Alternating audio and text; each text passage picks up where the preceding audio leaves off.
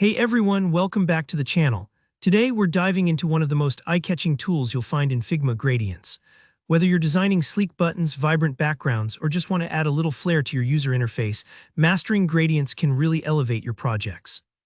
By the end of this tutorial, you'll be comfortable creating linear, radial, angular, and diamond gradients in Figma, and you'll know how to customize them to make your designs pop. Let's get straight into it.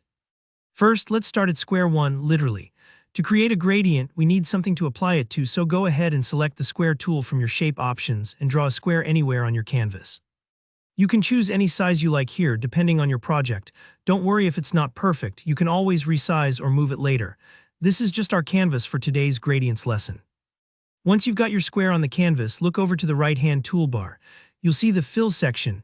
This little box controls the color or gradient of whatever you've selected right now, our square. Click on the color swatch, which should currently be a solid color, and this will open up the color picker dialog. This is the heart of where we'll be working. By default, Figma has probably given your square a solid fill. But what we want are gradients. At the top of the color picker, you'll see a dropdown. It probably says solid.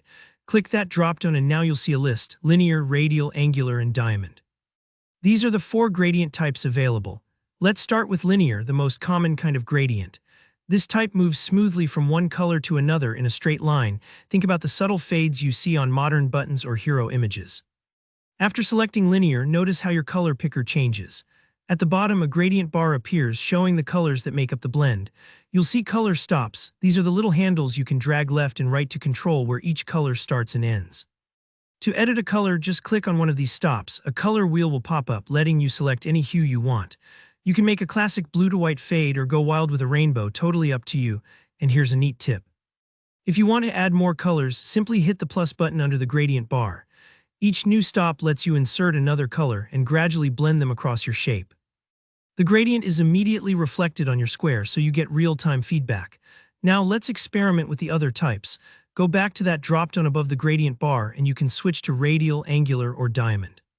Radial spreads a color from the center outward in a circle, great for glowing icons or backgrounds. Angular gradients sweep around the perimeter, almost like the hands of a clock turning. This can make for some very dynamic visual effects. And diamond gradients radiate outward in a diamond shape, which is perfect if you're aiming for something a bit more geometric or abstract. Feel free to drag the color stops to shape your gradient exactly how you want. Sometimes, getting the blend just right takes a little tweaking, and that's okay. Take as much time as you need here. If you make a mistake or aren't happy with a color, just select the stop and choose a new hue.